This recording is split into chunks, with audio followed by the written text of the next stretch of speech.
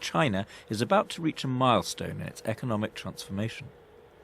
In the next couple of years, for the first time in the country's history, urban residents will outnumber rural ones. China's cities have ballooned in recent years as migrants from the countryside have surged in to find work. This process of urbanisation is a crucial driver of China's economic growth. The migrants not only provide labour for factories, they also boost consumption by renting apartments, shopping in markets, eating in restaurants and using nearby services. China needs more consumption of this kind. Officials say, and many economists agree, that the country has relied too much on investment and exports.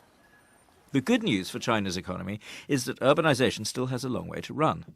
In 1978, only 18% of Chinese lived in cities. This rose to 30% in 1995 and to nearly 40% in 2002. Now it's just shy of half. But this is still far lower than Europe's urbanisation rate of more than 75%, or America's of over 80%. McKinsey, a consultancy, reckons that another 350 million Chinese could move into cities over the next 2 decades. That's the equivalent of more than America's entire population. But it won't be easy. China's urbanisation is running into difficulties. Young people have left the countryside in droves, leaving many villages only with elderly people and children. As the young migrants get older, they find it increasingly difficult to find work in the cities. But still they have their land, and some decide to go back. The challenge will be ensuring that migrants become fully fledged, productive urbanites for their entire lifetimes. One obstacle is a system of household registration called hukou. This is a relic of the Mao era, when the Communist Party decided to segregate urban and rural residents and give them different welfare benefits.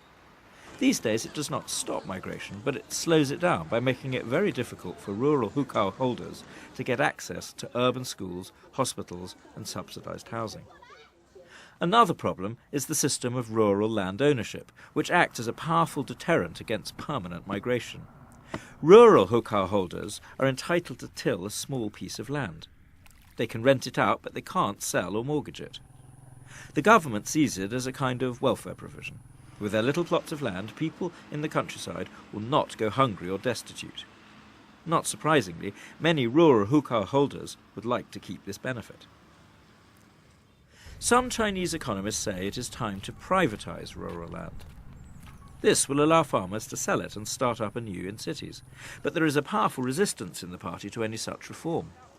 Conservatives feel that giving farmers such freedom would trigger an avalanche of landless people that would turn swathes of China's cities into slums. China is proud of having so far largely avoided this common problem in the rest of the developing world.